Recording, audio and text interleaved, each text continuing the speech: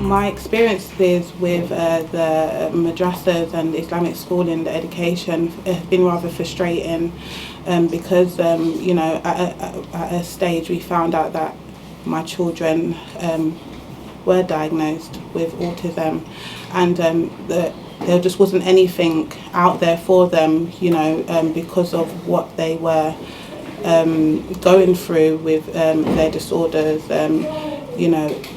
They couldn't sit still. The communication with teachers, with the children, the understanding, it just wasn't there, and there was nowhere that I could actually bring my children for them to learn about the deen. And as a revert myself, I don't know anything much about Islam at that time. I didn't know anything, so it was very difficult and very frustrating, and I felt rather isolated, and so did my children. They felt that they wasn't really cared for, because there was nowhere that they could really go to learn about Islam.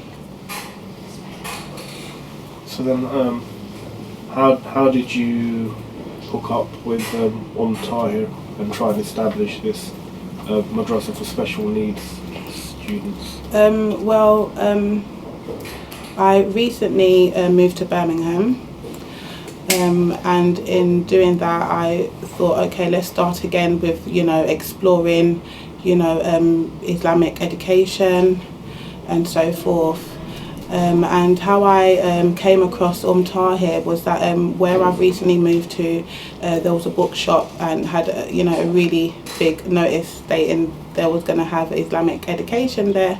So I went in and inquired about it and explained, or tried to explain to her about my children. I have a few difficulties, and because of my past experience with being rejected because of my children having special needs, I tried to kind of beat around the bush a little bit, because I wanted them so desperately to be accepted and to actually go to an Islamic establishment, learning. So I tried to beat around the bush, but mashallah, she caught on to what I was trying to say. And I think obviously because of her own experiences, with special needs, she made me feel very comfortable and very welcome.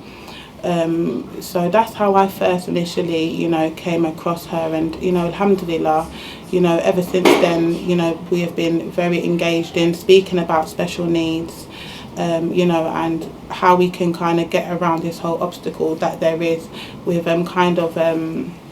discriminating, I would say. I know it seems rather harsh, but for me as a parent, I feel that there is a bit of discrimination going on with regards to education for disabled children, and it's very hard to digest that, because this is Islam and we're meant to be one ummah. So why, when anybody is thinking about building up an educational establishment, why are disabled children not in that makeup?